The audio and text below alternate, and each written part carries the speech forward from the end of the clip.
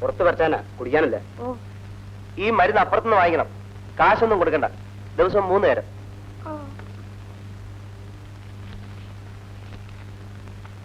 എന്താ? ഇവൾക്കൊരു വയറ്റുവേദന. എപ്പോ തുടങ്ങി? കുറച്ചു നാളായി. ഈ കുപ്പി ഒന്ന് കഴുകിക്കൊണ്ട് വരാൻ പറ്റി. കഴുകിയിട്ട് പോകുന്നില്ല, മരുന്നിന്റെ കറയാ.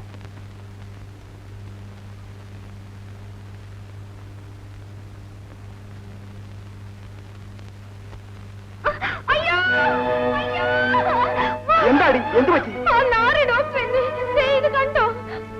ഇത് ആശുപത്രിയോ വ്യഭിചാരശാലയോ? ഇതിന് സമാധാനം ഉണ്ടാക്കാൻ ഞാൻ അവിടെ പോകത്തില്ല.